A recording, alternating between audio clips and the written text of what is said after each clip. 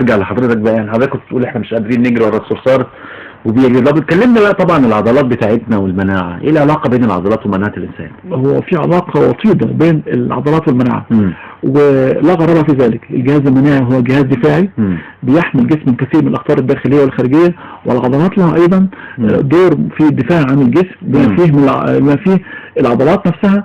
ومش هننسى ان هي ساعدتني ان انا دلوقتي عايش لغايه دلوقتي، لان اجدادي هربوا من الغابات، هربوا من الفيضانات، هربوا من الوحوش ايام زمان والاعداء وهكذا والكوارث.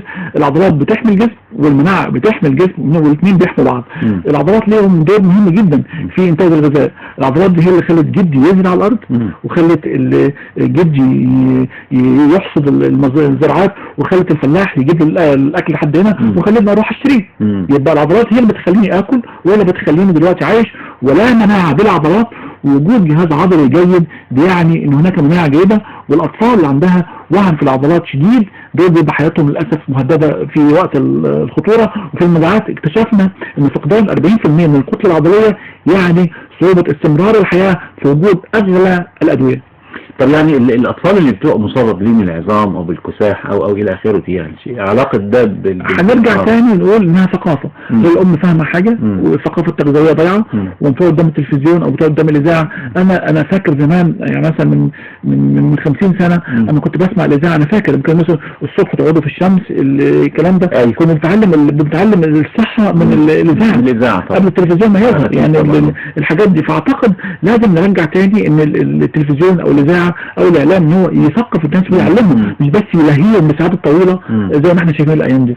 فلازم نعرف ان الثقافه دلوقتي عند البنات اللي بيتجوزوا ما بقاش، بحيث ان احنا محتاجين نعمل دورات تثقيفيه للامهات الحديثه او الامهات الاول مره. ما تبقاش عارفه هتاكل ولد ايه وهتلبسه ايه ويعني ايه كالسيوم ناقص والحاجات دي كلها. عشان كده بتلاقي لنا نظام وموضوع كثيره جدا، والحاجات الكاوي والحاجات والوجبات الجاهزه. ما هي الست بتبقى بتتساهل وبتتكاسل، ونظام الدليفري والحاجات دي. وعشان برضه الناس ما تندهش ان الابحاث الحديثه، واحنا طبعا لازم الواحد ما يتكلم بناء على مش انشا، هنتكلم بناء على دراسات، بحيث اي حد يعترض، اي حد يستفسر يبقى عندنا الرد.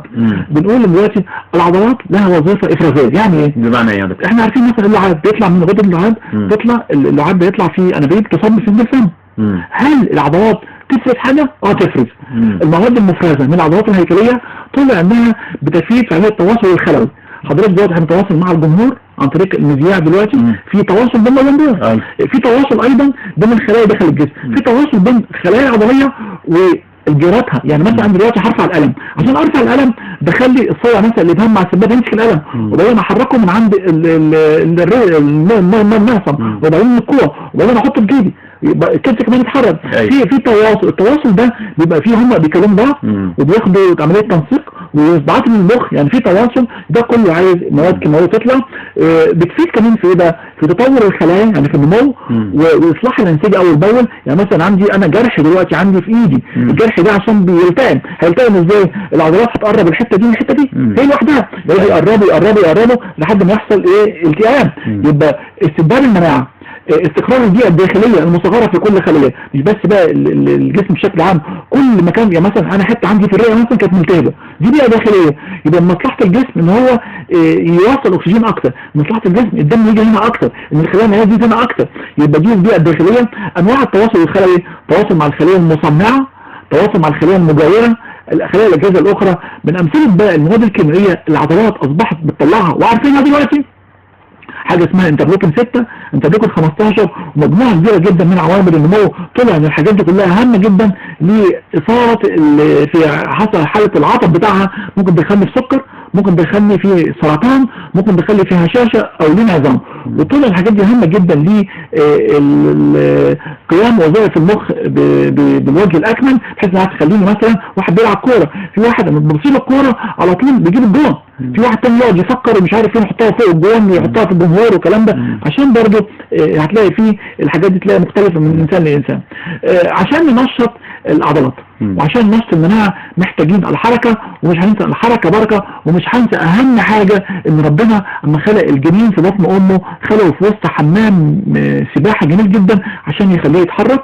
وخلايا العضلات بيتحرك بيها. وبعد كده اما ينزل الانسان اول ما بينزل بيتعلم بعد كده المشي والحركه، ودي هتبقى اساسي للحصول على الغذاء والاستمرار الحياه. والطفل الصغير اول ما بيتولد على طول وهو لسه مولود بيبقى عنده عضلات هي بتخليه يعيش. العضلات اللي في الخدين اللي في الفم هي بتخليه يمص اللبن، هي بتخليه ياكل، محدش يعلمه. دي نعمه الهيه والفطره بتخليه عضلاته هي سر الحياه عنده وسر قبول العيش على كوكب الارض.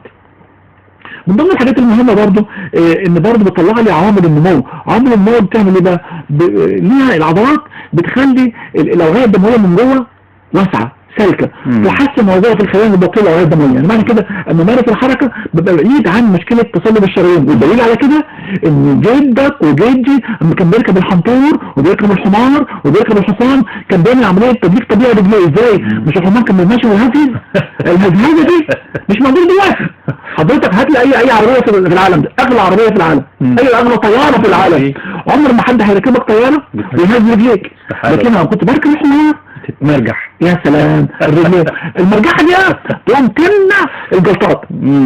عضلات الساقين هي دي اللي هتجيب واحد سافر امريكا نزل المطار سيبه طلبه مطبع باسبان اتاري جاب جلطه عشان كان قاعد ما بيتحركش رجله في الطياره. يبقى المفروض اللي هتقول يمشي طالما مسافات طويله بيقوم من على الكرسي بيتمشى في الممرض. يبقى الحل لازم اعرف ان جلطات الساقين دي هي اللي هتموتني عشان احنا كل النهار قاعدين ما بنتحركش. جلطات انا هتوقف مع حضرتك من الكلمه دي، يعني جلطات الساقين بتموت دلوقتي.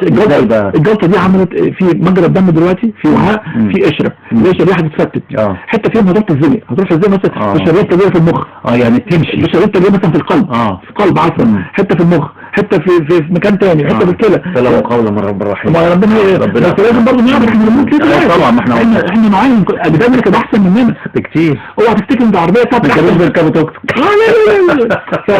وبعدين كمان كان ممكن يمشي في وقت طويله.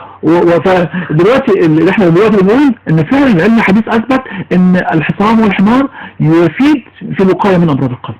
شوف بقى ازاي. طيب الحاجه الثانيه برضه انها بتزيد القدره على الشفاء.